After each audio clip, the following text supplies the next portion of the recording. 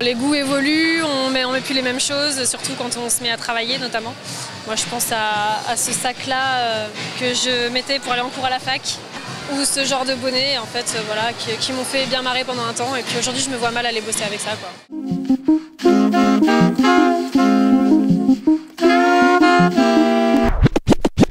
J'ai porté qu'une seule fois ce manteau, et un enterrement, l'enterrement de mon papa. Comme il est très structuré, très masculin, qui m'a donné beaucoup de force en fait pour pouvoir faire mon petit discours et me tenir devant une assemblée.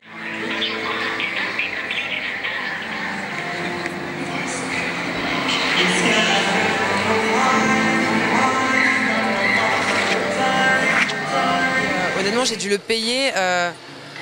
C'était quoi? C'était 4 $, donc c'est un peu moins de 6 €. 4 $ australiens, mais je l'avais trouvé dans un boui-boui australien. Et je m'en sers jamais, donc c'est là où je me suis dit bon que je le mettais aujourd'hui dans ce vide dressing.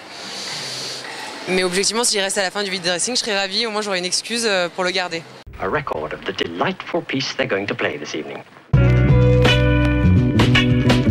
Ladies and gentlemen. Ça c'est une chemise vintage que j'adore, 10 h du matin à Amsterdam, à courir les rues pour trouver la chemise originale dans ce marché improbable, avec des kilos de vêtements dans des poches poubelles, et je l'ai mise et je l'ai remise cette chemise. À chaque fois j'avais l'impression d'être en voyage avec elle, sous le soleil d'Amsterdam à 10 h du matin avec un petit café.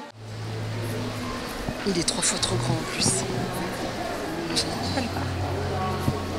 Je pense que c'est plutôt un manteau pour un homme maintenant, quoi. C'est le premier manteau que je me suis acheté avec ma première paye, donc un manteau en cuir. Et donc il est un peu vieux parce que ma première paye elle est loin. À l'époque j'aimais beaucoup les vêtements pour hommes, je me parfumais avec le parfum pour hommes. Je me dis que j'étais complètement folle d'acheter un manteau aussi lourd et aussi grand.